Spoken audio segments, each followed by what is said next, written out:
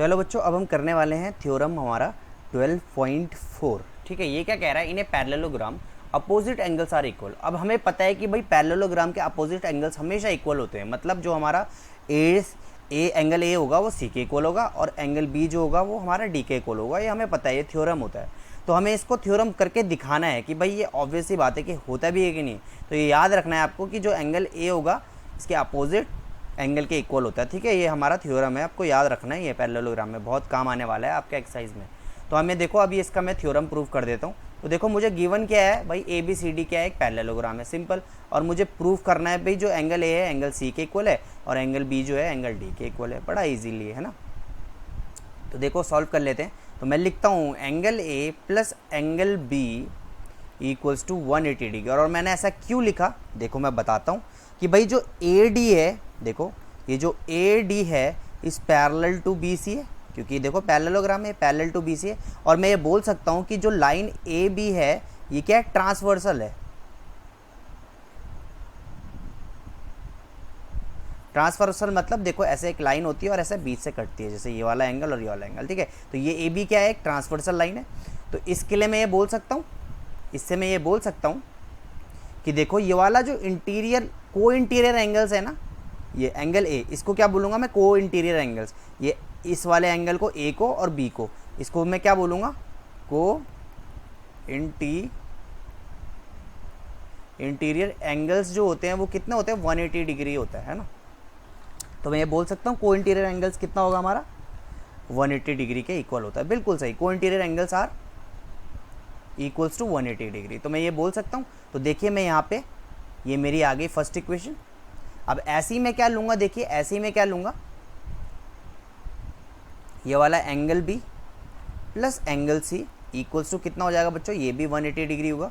और ये क्यों होगा, देखिए मैं ये कहता हूँ कि भाई जो ए बी है is parallel to D C, where ये जो बी सी है ये ट्रांसवर्सल लाइन है हमारी, है ना। ये बी सी है, देखो ये बी सी है, ये देखो ना, ये डी सी और ये ए बी और ये बीच से कट रही है। तो ये बी सी क्या है, मेरी ट्रांसवर्सल लाइन है। तो ये बी सी क्या है, मेरी ट्रांसवर्सल लाइन। तो मैं ये बोल सकता हूँ कि भाई जो एंगल बी है और एंगल सी है ये क्या है, को इंटीरियर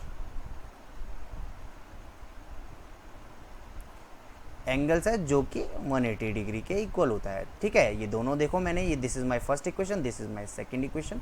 और इन दोनों को मैं अगर कंप्यूट करूँ, इक्वेट करूँ, तो भाई फर्स्ट और सेकंड को अगर मैं कंप्यूट या फिर इक्वेट करूँ तो भाई ये आएगा angle A plus angle B equals to angle B plus angle C. क्योंकि देखो दोनों ही 180 के इक्वल है तो मैं एक दूसरे के इक्वल रख सकता हूँ। यहाँ पे अगर मैं इसके जगह 180 रखता, ठीक है, A B plus angle A plus angle B equals to 180 degree, और इस 180 डिग्री की जगह मैं ये नहीं लिख सकता। तो देखो angle A plus angle B equals to angle B plus angle C. ठीक है, तो ये एंगल बी से एंगल बी कैंसिल आउट और एंगल ए इक्वल्स टू आ गया कितना, एंगल सी, है ना। अब देखिए एंगल ए कितना आ गया मेरे पे, एंगल ए एंगल सी नहीं आ गया। तो अपोजिट साइड्स क्या होगी इसकी, इक्वल नहीं होगी। ऐसी सिमिलरली आपको क्या लेना है, देखो मैंने प्रूव कर दिया कि भाई angle A is equals to angle C, simple. अब ऐसी सिमिलरली आपको क्या करना है, यहाँ पे देखो मैंने क्या लिया, बी सी लिया, यहाँ पे आप क्या लोगे, अब ए डी ले लेना, है ना, ए डी ले लेना, यहाँ पर ए डी ले लेना और ट्रांसवर्सल लाइन मेरी क्या होगी, ए डी होगी, सिंपल। ठीक है, तो बड़ा इजी हो जाएगा। फर्स्ट वाला पॉइंट तो ऐसा आ गया, दूसरा वाला दूसरे तरीके से आएगा और फिर हम इसको सॉल्व कर लेंगे। चलो दूसरा वाला भी मैं सॉल्व कर देता हूँ। देखो फर्स्ट वाला तो मैंने सॉल्व कर दिया, तो देखो अब दूसरा वाला मैं कैसे सॉल्व करूँ, मैं ए डी ले लेता हूँ, है ना। एंगल ए प्लस, यहाँ पे मैं इसको angle A plus angle D equals to 180 degree होगा, यही बिल्कुल लिखना है आपको। ठीक है, रीज़न इसका। और अब देखिए मैं इसको और इसको इक्वेट करता हूँ, तो देखो angle A plus angle D equals to angle A plus angle D equals to angle A plus angle B. तो देखो ए से ए कट गया तो एंगल डी कितना आ गया मेरे बच्चों, एंगल बी के बराबर। और देखिए मैंने ये प्रूफ कर दिया है।